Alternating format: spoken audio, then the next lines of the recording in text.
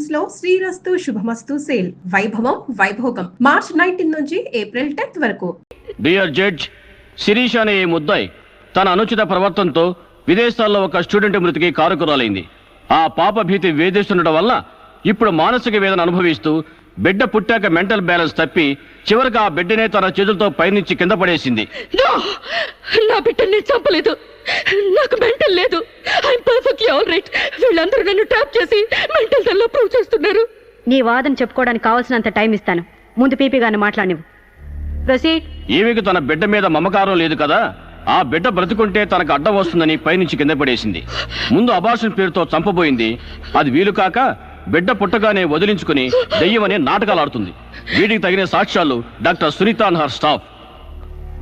ఏం చెప్పాలనుకుంటున్నావో ఇప్పుడు చెప్పు. నా బిడ్డని నేను చంపలేదు. మరి ఎవరు చంపారు? కాంచన చంపింది. నా బిడ్డ నా కళ్ళ ముందే పైనుంచి కింద పడేసింది. నీ కళ్ళ ముందే చంపిందంటున్నావు, మరి నువ్వు చూస్తూ ఊరుకున్నావా? కన్న బిడ్డని చంపుతూ ఉంటే నీ కాపాడాలనిపించలేదా? కాంచన దెయ్యమై వచ్చింది. దెయ్యమా? దెయ్యం వచ్చి చంపడం ఏమిటి? ఇంకా ఏ యుగంలో ఉన్నావమ్మా నువ్వు? మదర్ ప్రామిస్ అండి. ఆ తర్వాత దెయ్యం డాక్టర్ అయి వచ్చింది. సైలెన్స్. కాంచన చనిపోయిందన్నావు, మళ్ళీ కాంచనే వచ్చి నీ బిడ్డను చంపిందంటున్నావు. నువ్వేం మాట్లాడుతున్నావో తెలిసే మాట్లాడుతున్నావా? ఒక పంచేద్దాం జడ్జి గారు. డాక్టర్గా మా నా దెయ్యం కాంచన్ని కోర్టుకు పిలిపిద్దాం. ఆ దెయ్యాన్ని నువ్వు గుర్తుపట్టగలవా అమ్మా? తప్పకుండా.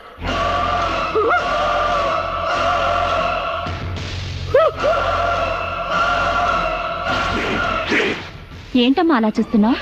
జడ్జి గారు, ఈ దైవే నా బిడ్డను చంపింది. ఇప్పుడు లాయర్ అయి వచ్చింది. నో, లాయర్ గా రావటం ఏంటమ్మా? ఆ అమ్మాయి లాయరే. ఇది లాయర్ కాదు, ఇదే నా బిడ్డను చంపింది. చెప్పు చెప్పు, నా బిడ్డను ఎందుకు చంపావు? చెప్పు, నా బిడ్డను ఎందుకు చంపావు?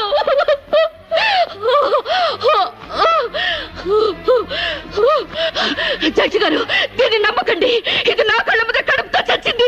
అసలు ఆవిడ పెళ్ళే కాలేదమ్మా. అయినా చనిపోయిన ఆవిడ మళ్ళీ ఎలా వస్తుంది? ఎలా నీ బిడ్డను చంపుతుంది? దెయ్యమై వచ్చి చంపిందండి. ఏమిటమ్మా నువ్వు అనేది? ఆ అమ్మాయి ఇదే కోర్టులో 5 ఏళ్ల నుంచి పనిచేస్తుంది. మనిషి కళ్ళ ముందే కనిపిస్తుంటే సచ్చింది, దెయ్యమైంది, మళ్ళీ డాక్టర్ అయింది, లాయర్ అయింది అంటావేంటి? నిజంగానే నీకు మెంట్లా లేక డ్రామానా? లేదు జడ్జి గారు, అబద్ధం. బిడ్డ చావలేదు, నా వద్ద క్షేమంగా ఉంది.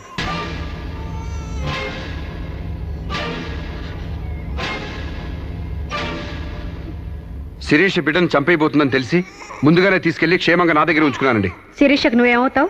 ఆమె భర్తని. నో, చితన్ నా భర్త కాడు. ఎవరు నీ భర్త? నాకు భర్త లేడు. చచ్చిపోయాడా? అసలు నాకు పెళ్ళే కాలేదండి. మరి నీకు బిడ్డ ఎలా పుట్టాడు? డేటింగ్ మూలంగా. వాట్? గాలికి ధూళికి పిల్లలు పుట్టడానికి నువ్వేమైనా కలిగ కుంతివా? అయినా ఈ అమ్మాయి ఏం మాట్లాడుతుందో నాకేం అర్థం కావట్లేదు. నాకు అర్థం కావట్లేదండి. తన మొగుడిని పట్టుకుని మొగుడిని కాదంటుందా? ఒకసారి ఈ పేపర్ చూడండి.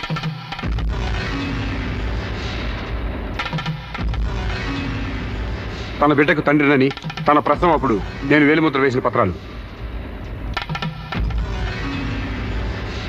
పిచ్చివాడి చేతిలో మట్టిగడ్డ ఎంత ప్రమాదమో పిచ్చిదాని చేతిలో పసిబిడ్డ కూడా అంతే ప్రమాదం. అందుకని ఈ బిడ్డ సంరక్షణ బాధ్యత నాకు అప్పగించండి. అలాగే నా భార్య ఆస్తులపై హక్కులు కూడా నాకు అప్పగించండి. ఇంట్లో చెత్తంతా శుభ్రంగా ఊడ్చిపడేసినట్టు మొన్న బీరువాలో నగా నట్రా బయట పడేసి బీరువాని శుభ్రం చేశానని చెప్పింది. రేపు దస్తావేజులు పడేస్తే మా గతేం కాను. అందుకని నా భార్య ఆస్తులపై నాకు పవర్ పట్ట ఇప్పించండి. తనకి పిచ్చి తగ్గేదాకా మెంటల్ హాస్పిటల్లో జాయిన్ చేయించండి. శిరీష సొంత భర్తను కూడా గుర్తుపట్టలేని స్టేజ్లో ఉంది. కాబట్టి ఆవిడకి మెంటల్ హాస్పిటల్లో ట్రీట్మెంట్ చేయించాల్సిందిగా ఆదేశిస్తున్నాను. అలాగే బిడ్డని సాంబశివరావుకు అప్పగిస్తూ అతని భార్య శిరీష ఆస్తులపై పవర్ ఆఫ్ అటార్నీ మంజూరు చేయవలసిందిగా కోరుతున్నాను.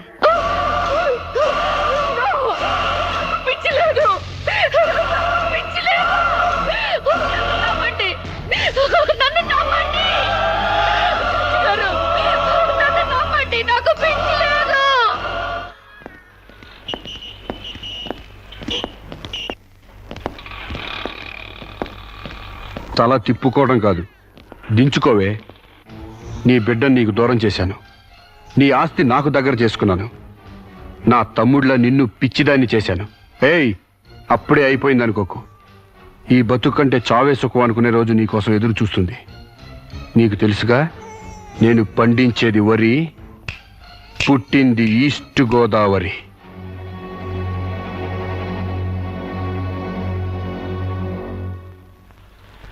మీరు చేసిన సాయానికి రుణపడి ఉంటానండి. ఇంక ఈ డోస్ చాలనుకుంటాను సాంబశివరావు. ఇనుము వేడి మీద ఉన్నప్పుడే అది ఎలా కావాలంటే అలా మలుచుకోవచ్చు. దాన్ని కొవ్వు దిగడానికి ఇదే సరైన సమయం. వస్తానండి.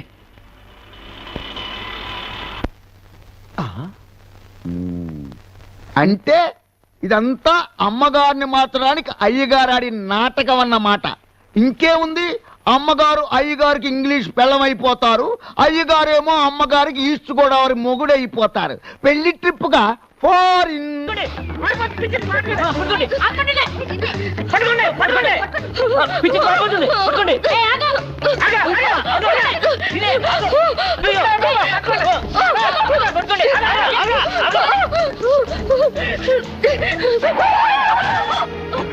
Hey, kick you, man! What happened to me, idiot? Prakash,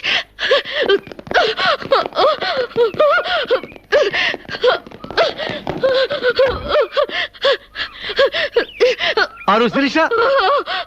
Aru Sirisha? My God, what happened, yaar?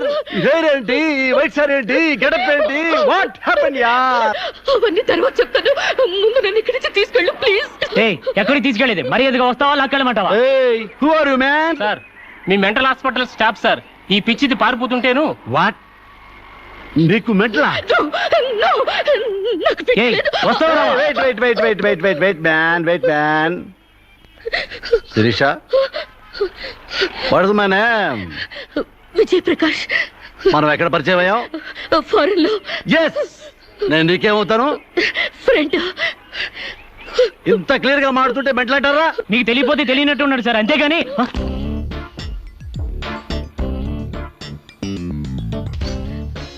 చెప్పు, శిరీషకి మెంటలా కాదా? కమాన్! శిరీష్కి ఎవరు లేరు రమ్మంటారా? ఆవిడకి క్యూలకి ఎప్పుడో పంపిస్తాడు.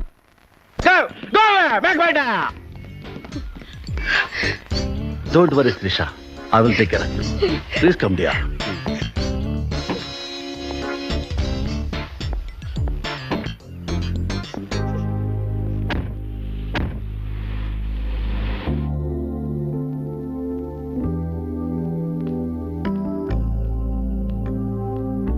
కమాండియా, దా కూర్చో.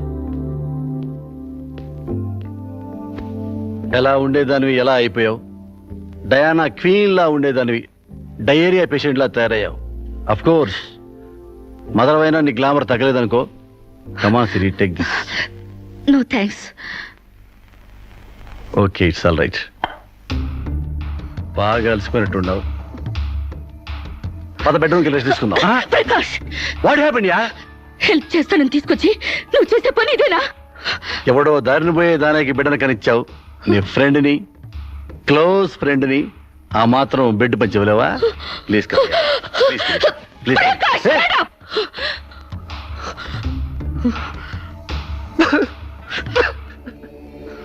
దుర్మార్గుడా, దుష్టుడా, ఒంటరిగా ఆడపిల్ల మీద చేస్తావురా? నీకు అమ్మ రాలేరురా, అబ్బాజీలు లేరురా, పురుగులు పడిపోతావురా, నాశనమైపోతావురా, అదైపోతావురా, ఇదైపోతావురా. ఇది కాదే నీ క్యారెక్టర్.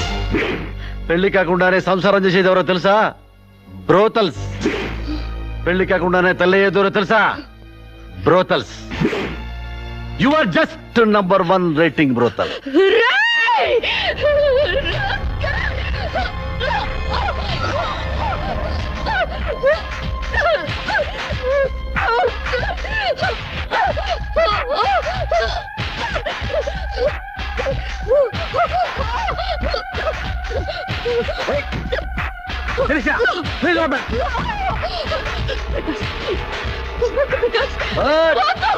ప్రకాష్, ప్లీజ్.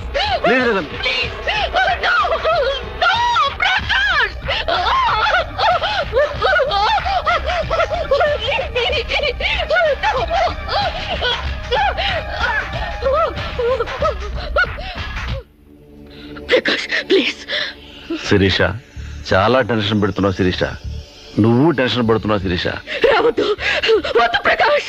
శిరీష నీ తెలియదు శిరీష, నాలో చాలా విషయం ఉంది శిరీష. వద్దు Prakash, I love you Sirisha. వద్దు ప్రకాష్, చాలా హ్యాపీగా ఉంటుంది యార్. వద్దు వద్దు. I love you Sirisha. నా మాట విను శిరీష, చాలా బాగుంటుంది శిరీష.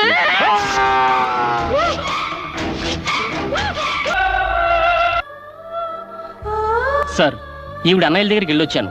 ఈవిడికి మాకు ఎలాంటి సంబంధం లేదని చెప్పారు సార్. దీనికోసం మనిషి అన్నవాడు ఎవడూ రాడు, కానీ కేసు రిజిస్టర్ చేసి కోర్టు తీసుకుపోదండి.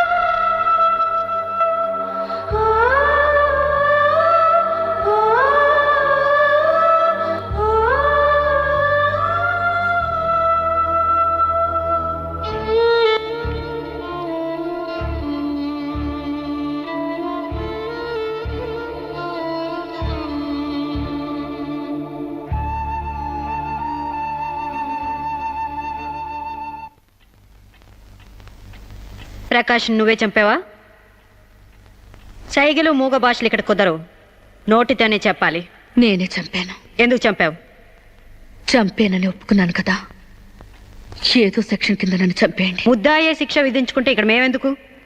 సెక్షన్లు శిక్షలు నువ్వు గుర్తు చేయాల్సిన పని లేదు. అసలు నువ్వేం చేసావో చెప్పు. ఫారెన్లో నా ఫ్రెండ్ని చంపేశాను, ఇక్కడ ప్రకాశం చంపేశాను, భారతీయ సంస్కృతిని చంపేశాను, గౌరవ మర్యాదలను చంపేశాను, ఆఖరికి నా బిడ్డను కూడా చంపబోయాను. నన్ను చంపేయండి, నేను బ్రతకూడదు. బ్రతకడానికి నాకు అర్హత లేదు. అందరికీ ఒక పాఠంగా, నాకు గుణపాఠంగా నన్ను ఉరికంబం ఎక్కించండి. చంపడానికి చావడానికి వెనకాడని నీలాంటి వాళ్ళు సమాజానికే ప్రమాదకరం. అన్నల్ని వదిల్ని ఫ్రెండ్స్ని వర్కర్స్ని లెక్క చేయని నువ్వు చివరి కోర్టును కూడా పట్టించుకోవడం లేదు. నేరం ఒప్పుకుంటే శిక్ష తగ్గిస్తామనుకోవద్దు. సాక్ష్యాధారాల్ని వాంగ్మూలాల్ని పరిశీలించి తగిన తీర్పు ఇవ్వడానికి కోర్టు 20వ తారీఖు వాయిదా వేస్తున్నాను.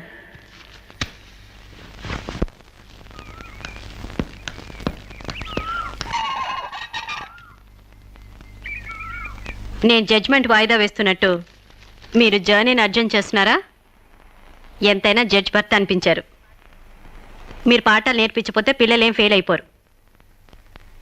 ఈసారి వారం రోజు సెలవు పెట్టండి, ఓకే? అమ్మా, మీకోసం ఎవరు వచ్చారు. బాయ్.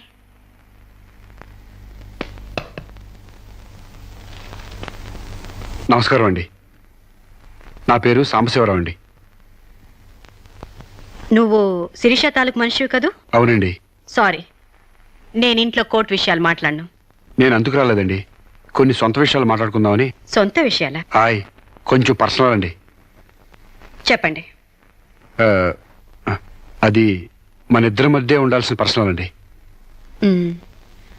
మీరు కాసేపు బయట ఉండండి.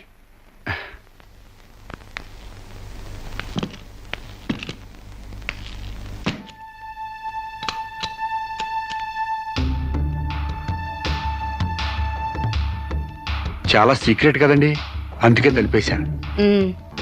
చెప్పు. మీ వారు ఢిల్లీలో ఉంటారంట కదండి? అవును. అక్కడ మీ వారు లీడర్ అంట కదండి? University reader. 15 రోజులకోసారి వచ్చి వెళ్తుంటారంట కదండి? ఇవన్నీ నీకెలా తెలుసు? కావాల్సిన వాళ్ళ గురించి ఆ మాత్రం తెలుసుకోలేమంటండి. అమావాస్యకోసారి వచ్చే మీ ఆయన కోసం మీ అందాన్ని అడవి కాసిన వెళ్ళి చేసుకుంటారా? ఆ రోజు కోర్టులో మిమ్మల్ని చూడగానే నా వయసు జిగేలు మంది. మీ ఆయన ఉండరని తెలిసి నా మనసు జాలి పడింది. తేగలాగా మంచి నాజుగ్గా ఉన్నారు. ఎందుకిలా మీ అందాన్ని మగ్గబెట్టుకుంటారు? ఓ పని చేయండి, మీరు నన్ను ఉంచుకోండి, లేకపోతే నేను మిమ్మల్ని ఉంచుకుంటాను. నన్నెవరు అనుకుంటున్నారా? రంబను తలదన్నే మేనకే మీ కాలు మొక్కి అందగత్తి అనుకుంటున్నాను. మిస్టర్ సాంబశివరావు, ఆయ్, పండించేది వరి, పుట్టింది ఈస్ట్ గోదావరి.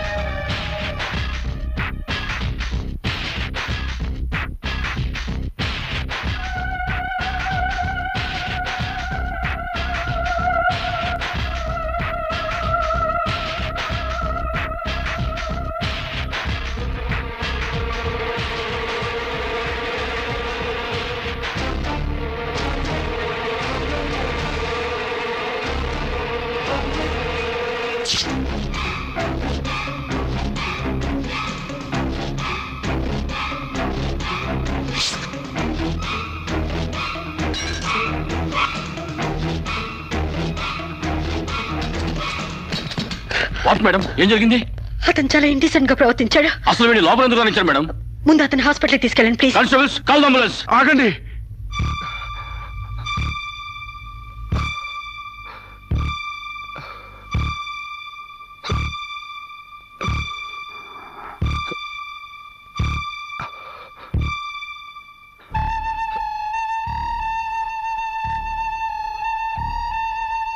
భయపడకండి అమ్మా, మీరు నాకు తల్లి లాంటి వారు.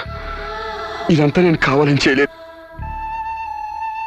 శిరీష్ నిర్దోషని చెప్పడానికే చేశాను. అవునమ్మా, శిరీష్ అమాయకురాలు. నా శిరీష్కి అనుకోలేకపోయినా ఆర్తన ఉంది. మమకారాన్ని అర్థం చేసుకోలేకపోయినా మానానికి విలువిస్తుంది. రాష్ట్రం కాని రాష్ట్రం వెళ్ళొస్తేనే స్టైల్ పెరిగే ఈ రోజుల్లో 20 సంవత్సరాలు ఫారిన్లో ఉండొచ్చిన శిరీష్కి ఇతరుల్ని డామినేట్ చేయాలనే తప్ప వేరే ఆలోచన లేని పిచ్చిది. మీరు ఒక జడ్జి అయ్యిండు కూడా ముందు వెనక ఆలోచించకుండా రేపు చేయబోయి నన్ను కత్తితో పొడిచారు. ఎందుకు? ఆడదానికి ఇష్టం లేకపోతే స్వయానా మన్మధుడే దిగొచ్చినా అంగీకరించదమ్మా. నా శిరీష శీలం లేని ఆడదైతే ఆ రోజు వాడిని ఎందుకు చంపేది? హాయిగా వాడితోనే డేటింగ్ పెట్టుకునేది. మొగుడితో తప్ప పరాయి మగాడితో ఊహించుకోలేని ఆడతోనూ ఏ ఆడదైనా ఆ పరిస్థితుల్లో ఉంటే ఈరోజు మీలాగే ఆ రోజు శిరీష్ లాగా చేస్తుంది. ఎంత పచ్చి వ్యభిచారైనా ఇష్టం లేని మగాడి చేయి పడితేనే చేదరిస్తుంది. నా శిరీష్ సిగ్గు తెలియంది కానీ శీలం లేనిది కాదమ్మా. తను నా తమ్ముడిని ఏ డేటింగ్ పేరుతో మోసం చేసిందో అదేవిధంగా మోసం చేసి తనలో మార్పు రావాలని నాటకం ఆడాను. అవును మేడం, శిరీష్లో మార్పు తేవాలని నేను సాంబశివరావు కలిసి ఈ నాటకం ఆడాం. ఆమెలో మార్పు సాధించాం. కానీ లాస్ట్ మూమెంట్లో మర్డర్ కేసులో ఇరుక్కుంది. మీరు శిరీషకు కటింగ్ శిక్ష వేయబోతున్నారని తెలిసి అతను ఈ రేప్ ప్లాన్ గురించి నాతో చెప్పాడు. మీకు తెలియంది కాదు, కానీ చెప్తున్నాను. రేపుకు ఉరిశిక్ష వేయాలని చట్టాల మార్పు కోసం ప్రయత్నాలు జరుగుతున్న ఈ రోజుల్లో రేపిస్ట్ని చంపటం కనీసం చిన్న నేరం కూడా కాదని నా నమ్మకం. దయచేసి నా శిరీష్ని కాపాడండి. నా శిరీష్ని కాపాడు.